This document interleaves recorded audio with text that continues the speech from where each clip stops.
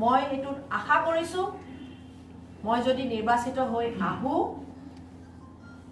এনেকুৱা ধৰণৰ যাতে কমিশনৰ ৰাজ্য যাতে নচলে কমিশনৰ যাতে অংক নচলে কাম কাজ যাতে ভাল হয় কাম কাজ যাতে অতি নিকাভাৱে হয় এইখিনি মই অতি গুৰুত্ব দি আপোনাক এইখিনি আপোনালোকৰ আজি এইখিনিক মই প্ৰতিশ্ৰুতি বা প্ৰমিছ কৰিব পাৰোঁ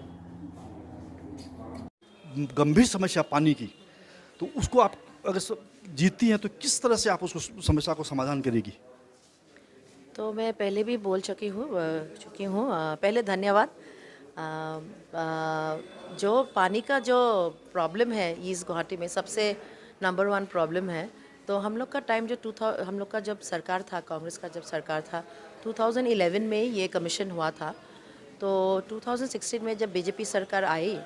तो उसके पहले प्राय ऑलमोस्ट 70-75% काम हो गए थे जो वाटर पाइपलाइन लेआउट हो गए थे लेकिन जब बीजेपी का सरकार आए 2016 में तब उन्होंने बोला था उन लोग ने बोला था कि 2017 का एंड में वो घर घर में पानी आ जाएंगे नल में टैप के पानी आ जाएंगे लेकिन अभी तक 2021 हो गए 5 years is completed बट अभी तक कुछ भी नहीं जैसा हम रखे थे 70-75% लेआउट हो गए थे ऑलमोस्ट 4-5 वाटर रिजर्वर्स हम लोग बना चुके थे हिल्स में जहाँ में ब्रह्मपुत्र से पानी सक्शन होके पूरा गुवाहाटी में डिस्ट्रीब्यूशन हो जाएंगे सो वो जो पाइपलाइन लेआउट हुआ था अभी तक जैसे ही हम लोग ने छोड़ा वैसे ही रह गया तो अभी हम लोग का जो अभी उस टाइम में जो जब कमीशन हुआ था उस टाइम का प्रोजेक्ट का वैल्यू था ऑलमोस्ट 12 करोड़ अभी 5 साल में इतना बढ़ गया है ऑलमोस्ट अभी 15 करोड़ हो गया है तो अभी हम लोग का सरकार ज़रूर आएंगे ईश्वर की आशीर्वाद से निश्चित हम लोग का सरकार आएंगे और सरकार आने के बाद ये जो हम लोग अधूरा रह गए जो वाटर स्कीम जो अधूरा रह गए वो हम लोग ज़रूर जितना जल्दी हो सके हम लोग करेंगे उसके अलावा जब तक वो चालू होता है वाटर स्कीम जायका का उससे पहले जब अगर हम चुनाव में जीत के आएंगे तब हम जो स्पेशली जो हिल्स में जो रहते हैं उनके प्लस जो प्लेन्स में भी रहते हैं उन लोग को भी वाटर प्रॉब्लम है स्पेशली जो हिल्स में है क्योंकि वहाँ में आने जाने का रास्ता भी नहीं है तो वाटर प्रॉब्लम और जो उन लोग का इकोनॉमिक कंडीशंस है बहुत ही कमज़ोर है तो इसलिए वहाँ में अगर हम कुछ बोरिंग बना देते हैं डीप ट्यूबवेल बोरिंग या कुछ वेल्स भी बना देते हैं ऐसा कोई कुछ हम लोग प्रोजेक्ट्स ले तो कुछ ना कुछ एटलीस्ट उन लोग का तकलीफ़ कम होगा अभी आप देखें वेंडर्स लोग जहाँ तहाँ बैठ जाते हैं प्रॉब्लम्स होता है तो इसीलिए हमने बोला कि अगर वेंडर्स के लिए कुछ अलग जगह if we can demarcate some place even if it is private land कुछ जीएमसी के साथ बैठ के कुछ अग्रीमेंट करके अगर we can come to a solution where even some private lands can be taken by we can give it to the vendors अगर वह vendors लोग वहाँ बैठते हैं कहीं पे हमको जगह दे देते हैं तो बहुत एटलीस्ट टू सर्टेन परसेंटेज ये ट्रैफिक कंजेशन कम होगा और कुछ टाइम फिक्स करना होगा कुछ रूल्स रेगुलेशंस में हम लोग स्ट्रिक्ट होना होगा administration has to be strict the police department has to be strict that rules and regulations traffic का rules and regulations and parking zone जहाँ है कभी these rules and regulations are not followed so अगर rule regulations follow करते हैं vendors लोग को भी कुछ हम ऑल्टरनेटिव जगह देते हैं तो बहुत I think I am quite confident that at least if not 100% at least little bit of congestion traffic congestion can be কংগ্ৰেছৰ চৰকাৰখন আছিলে যোৱা বিগত 5 বছৰ আমাৰ চৰকাৰখন নাই বা 5টা বছৰত গুৱাহাটী সমষ্টিত বিজেপি দখলত আছিলে তে বহুখিনি অভাৱ অভিযোগ মই যেতিয়া মানুহৰ মাজত সোমাইছোঁ বিভিন্ন মেল মিটিং কৰিছোঁ তেতিয়া বিভিন্ন অভিযোগ আহি পৰিছে এইবোৰ যাতে সমস্যাবোৰ সমাধান কৰিব পাৰোঁ ৰাইজৰ মাজত যাতে থাকিব পাৰোঁ ৰাইজৰ লগত একেলগে বহি ৰাইজৰ কাষ চাপি যাতে কাম কাজবোৰ নিয়মীয়াকৈ যাতে আগবঢ়াই লৈ যাব পাৰোঁ সেইটো উদ্দেশ্য লৈহে মই আজি আগবাঢ়ি আহিছোঁ বিশেষকৈ দুখ লগা অৱস্থা যে আমাৰ বিশাল ব্ৰহ্মপুত্ৰ থকাৰ পিছতো খোৱা পানীৰ অতিকয়কৈ নাটনি পূব গুৱাহাটী সমষ্টিত বিশেষকৈ পাহাৰ অঞ্চলত পূব গুৱাহাটী সমষ্টিৰ বহুখিনি প্ৰায়ভাগে বাসিন্দাসকলে খোৱা পানীৰ সমস্যাৰ সন্মুখীন হ'বলগীয়া হয় প্ৰতিদিনে অকল পাহাৰতে নহয় নামনি অঞ্চলতো বহুতখিনি অসুবিধা হয় নামনি অঞ্চলৰ অন্তত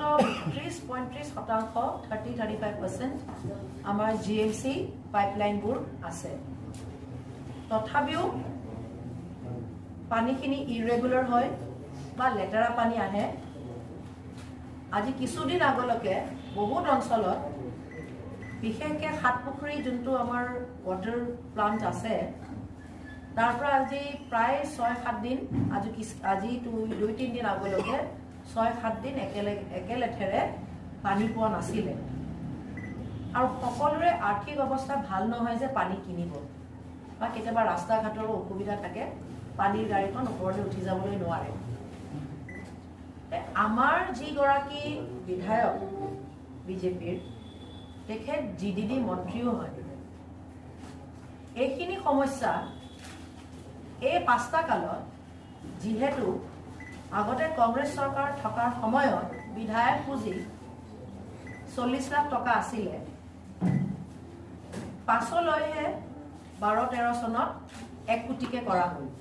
আৰু এতিয়া বিধায়ক পুঁজি 2 কোটি টকা তাতকৈ বেছি 16 চনত বিজেপি চৰকাৰখন আনিলে যিখিনি প্ৰতিশ্ৰুতি দিছিলে প্ৰমিছ দিছিলে আহিলে আমি সবেই সকলোৱে বিজেপি চৰকাৰখন আঁকোৱালি ল'লো বহুত আশাৰে কিন্তু এটাও আশা পূৰণ 5টা বছৰত কৰিবলৈ সক্ষম নহ'ল 17 চনত খুব দম্ভালি মাৰি কৈছিলে এইখন চৰকাৰখনে আৰু আমাৰ বিধায়কে যে 17 চনৰ শেষৰ ফালে ঘৰে ঘৰে টেপত পানীৰ এই জায়গাৰ যোনটো প্ৰজেক্ট যোনটো আমি প্ৰায় 70-75% ৱাটাৰ পাইপলাইন লেআউটবিলাক কৰি থৈ গৈছিলোঁ খুব কম কাম বাকী আছিলে এতিয়া দম্ভালি মাৰি কৈছিলে যে 17 চনৰ শেষৰ ফালে ঘৰে ঘৰে টেপটো খুলিলে পানী পোৱা যাব 24/7 ৱাটাৰ ছাপ্লাই পোৱা যাব কিন্তু আমি যোনটো প্ৰজেক্ট আমি এৰি থৈ গ'লো আমাৰ চৰকাৰখনে সেইখিনিতে থাকি গ'ল 1%টো কাম আমাৰ বিধায়ক বা আমাৰ চৰকাৰখনে বা আমাৰ মুখ্যমন্ত্ৰীয়ে তাৰে প্ৰচেষ্টা আগ নবঢ়ালে মই ঈশ্বৰৰ কৃপাত ঈশ্বৰৰ আশীৰ্বাদত ওপৰৱালাৰ দুৱাত ৰাইজৰ আশীৰ্বাদত ৰাইজৰ মৰমত মই যদি নিৰ্বাচিত হৈ আহোঁ পূব গুৱাহাটী সমষ্টিৰ জনপ্ৰতিনিধি হিচাপে MLA হিচাপে মোৰ প্ৰথমতে মোৰ এইটোৱে কৰ্তব্য হ'ব যে খোৱা পানীৰ কাৰণে যিমানখিনি পাৰোঁ সিমানখিনি মই চেষ্টা কৰি যাম আজি মই কাৰণ এখন ঘৰত খোৱা পানীৰ যোগান ধৰাটো প্ৰথমতে সদায় মহিলাগৰাকীয়ে আগবঢ়ায় আৰু মই নিজে এগৰাকী মহিলা হিচাপে সাধাৰণ নাগৰিক হিচাপে মই এইখিনি খোৱা পানীৰ সমস্যাবোৰ দেখি মোৰ অন্তৰখন চুই গৈছে কাৰণ পানীয়েই প্ৰাণ তো মোৰ ঈশ্বৰৰ ওচৰত এইখিনিয়ে প্ৰাৰ্থনা থাকিব যাতে মই ৰাইজৰ কিছু হ'লেও সকাহ দিবলৈ পাৰোঁ আৰু এই জাইকা প্ৰজেক্টটো যোনটো আমাৰ বাদ পৰি গ'ল 5টা বছৰত এইটো যাতে অতি সোনকালে আমি ৰাইজৰ মাজত আনিব পাৰোঁ আৰু ৰাইজে খোৱা পানীৰ সমস্যাৰ পৰা সকাহ যাতে পায়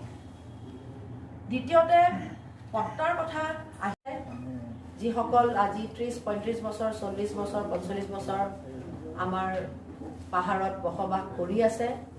তেওঁলোকৰ কাৰণে মই আমাৰ চৰকাৰখন আহিলে যাতে পট্টা দিব পৰা যায় য'ত আমাৰ ক্ষতি নহয় য'ত আমাৰ ফৰেষ্ট লেণ্ড নহয় য'ত আমাৰ বৰষুণ দিলে লেণ্ডশ্লাইডৰ প্ৰব্লেম নহয় ডিজাষ্টাৰ প্ৰ'ন এৰিয়া নহয় সেইবিলাকত আমি চালি জাৰি চাই নিশ্চয় আমি পট্টা দিম আৰু সেইখিনি আমাৰ চৰকাৰে মই যদি বিধায়ক হৈ নিৰ্বাচিত হওঁ মই নিশ্চয় সেইখিনি আগবঢ়াম দ্বিতীয়তে মই কৈছিলোঁ যে আমাৰ যিসকল যুৱক যুৱতী আছে সেইটো একেবাৰে সাংঘাতিক ৰকমে এটা মূল সমস্যা হৈ আহিছে যে নিবনুৱা সমস্যা বাঢ়ি গৈছে আৰু ইতিমধ্যে আমাৰ কংগ্ৰেছৰ যোনটো গেৰাণ্টিত আমি কৈছোঁ যে 1 লাখকে আমি প্ৰতি বছৰে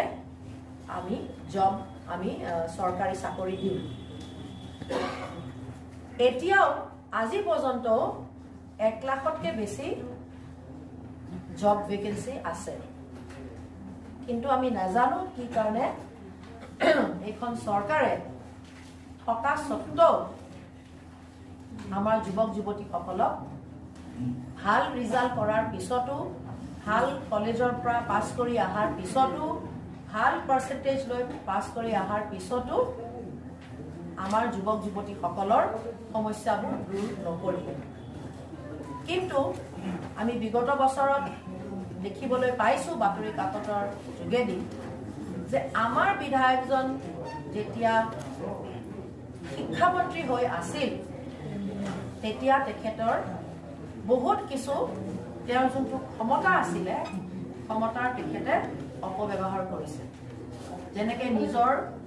ঘৰৰ পৰিয়ালৰ বহু কেইজন সদস্যক তেখেতে চাকৰি দিছে মই যেতিয়া গুৱাহাটী সমষ্টিৰ বিধায়ক প্ৰাপ্য যুৱক যুৱতীয়ে মেৰিট বেচিছত যাতে চাকৰি পায় মেৰিট বেচিছত যাতে সেইখিনি যোগ্যতা যিখিনি দিব লাগে সেইখিনি দিবলৈ সেইখিনি মই আন্তৰিক চেষ্টা কৰিম আৰু এটা প্ৰতিশ্ৰুতি দিয়া হৈছিলে যে আমাৰ প্লেগ্ৰাউণ্ড নাই আমাৰ হয়তো বয়সস্থসকলে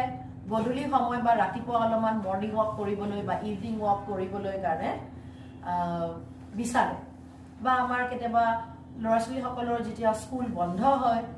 মাক বাপেকে কামলৈ যায় তেতিয়া ল'ৰা ছোৱালীবিলাকে অতিষ্ঠ হয় মোবাইলতে ব্যস্ত হৈ থাকে এনেকুৱা যদি কিছু অঞ্চলত যদি আমি সৰু সৰু প্লেগ্ৰাউণ্ড কিছুমান বনাই দিব পাৰোঁ তেতিয়া এইখিনি বহুত ভাল হয় কাৰণ আমি দিল্লীত আমি দেখিবলৈ পাইছিলোঁ আমাৰ কেন্দ্ৰত যেতিয়া আমাৰ চৰকাৰখন আছিলে বিভিন্ন ৰকমৰ সৰু সৰু প্লেগ্ৰাউণ্ড কৰিছিলে যোনটো এটা গ্ৰীনাৰীও দেখাত সৌন্দৰ্যও হয় আৰু সৰু সৰু যিবিলাক প্লেগ্ৰাউণ্ডত লোকেলিটিবিলাকৰ মানুহবিলাক আহি তাতে কিছু সময় কটাব পাৰে এনেকুৱা ধৰণৰ কিছুমান আমি জাগা চিনাক্ত কৰিম যদি আছে যদিও গুৱাহাটী সমষ্টি পপুলেশ্যন বহুত আৰু জাগা পাবলৈ খুব কঠিন তথাপিও তাৰ মাজতে ইচ্ছা থাকিলে সেইবোৰ মই পদক্ষেপ ল'ম